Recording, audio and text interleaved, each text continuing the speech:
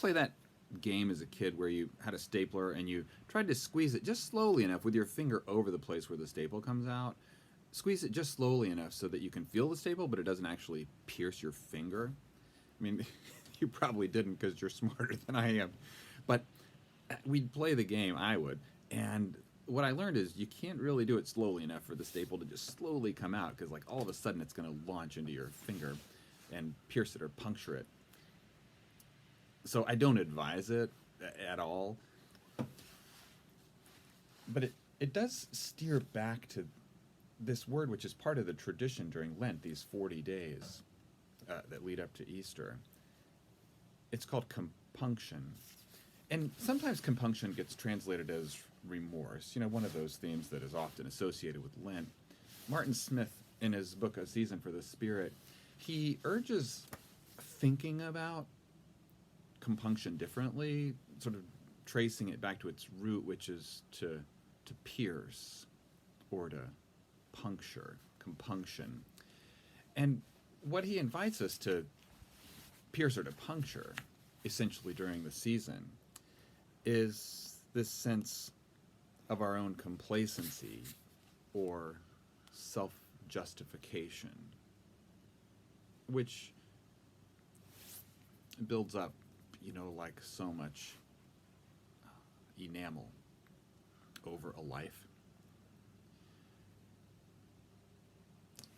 And what this compunction can do, if we allow things and when we recognize things piercing or puncturing our self-justification, it allows us to step more deeply toward the heart of God, the one who allows the rain to fall on the just and the unjust alike.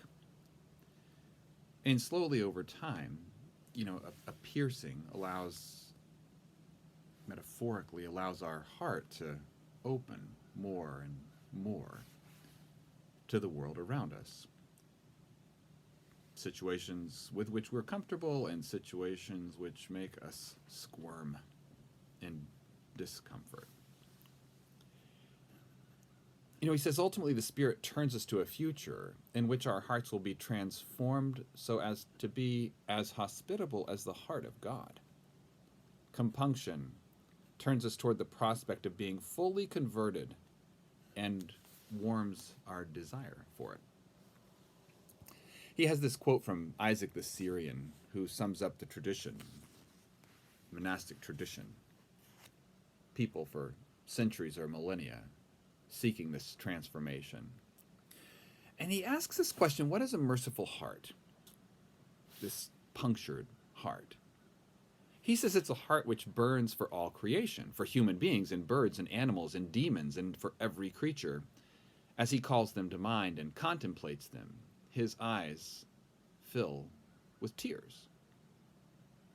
For the great and powerful compassion grips the heart, and from long endurance his heart diminishes, and cannot bear to hear or see any injury or any tiny sorrow in creation.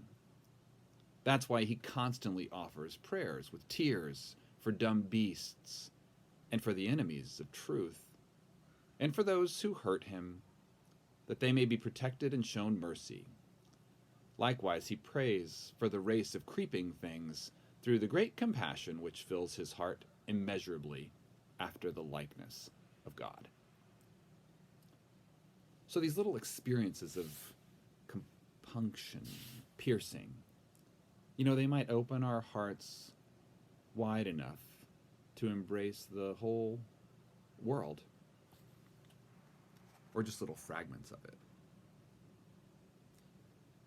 So perhaps today we experience compunction, and especially with the broken hearts of the numbers of 500,000 Americans who've lost their lives to COVID. And then, of course, the millions around the world. As President Biden said last night, families who look at the empty chair at their table and they know life will never be the same again. Little punctures that move us from complacency and move us closer to the immeasurable grace of the heart of God. Blessings on your day as we find God in these times of COVID. Today's February the 23rd.